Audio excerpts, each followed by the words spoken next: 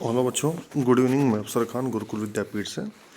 आज आपको मैं क्लास 7th का जो दिल्ली सल्तनत का जो आगे का पोर्शन है उसको मैं आपको टीच करूँगा। आज हम पढ़ेंगे तुगलक डायनेस्टी। देखिए, जो खिलजी डायनेस्टी के बाद आया था तुगलक डायनेस्टी।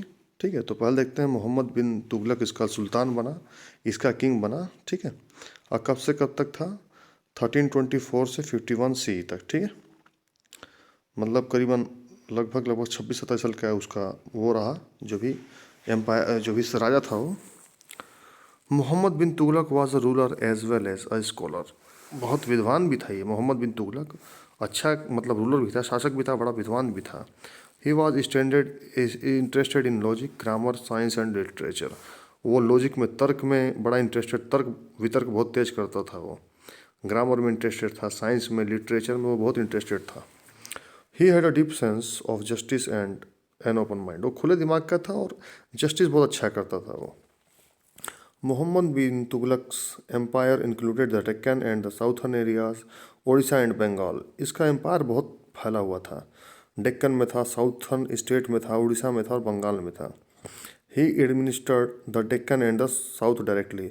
वो सीधे प्रशासन करता था। उसने किया किस पे? डेक्कन पे और साउथ, जो साउथ सेक्टर आप कर्नाटक वहाँ पे। We get to know about his reign from the writing of Ibn Battuta, who visited India during this time. एक विदेशी यात्री था, मैंने बताया था कि वो अलाउद्दीन खिलजी के ही समय में भारत में आया था। इसके समय में भी था इब्न बतूता। तो इसके रिग्न मतलब इसके जो एम्पायर के बारे में हमें सूचना मिलती है ना, इसके शासन के बारे में जो सूचना मिलती है शासन काल का, वो जो इब्न बतूता ने लिखा था इस किताब में, उसी से हमको, उसी किताब से इसकी जानकारी मिलती है। Let us now look at some measures undertaken by Muhammad bin Tughlaq and how they affected the people. देखते भी उन्होंने कौन कौन चीज़ों को अपनाया और उसने किस तरह से लोगों के जीवन को प्रभावित किया। He is remembered for his decision to shift the capital from Delhi to Devgiri, which he renamed Deolatabad. इसको एक खास चीज़ के लिए याद किया जाता है। इसने एक मतलब अपनी कैपिटल चेंज की थी दिल्ली से देवगिरी, विच उसका नाम आगे चल के देवगिरी का नाम दौलताबाद रख दिया था इसने। However, instead of just shifting the administration, he force the entire population to shift. Many people died due the difficult journey and the capital had to be shifted back 2 years letter.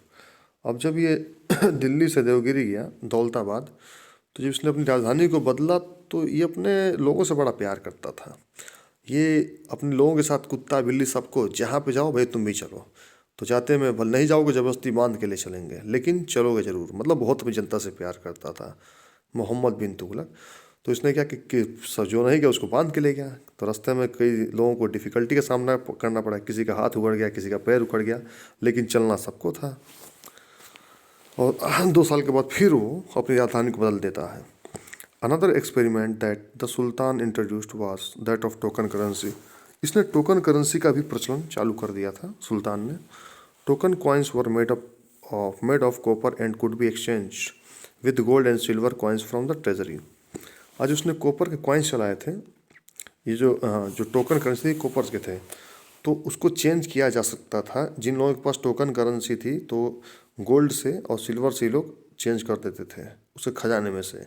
How ever people began forging the copper coins in large numbers for exchange.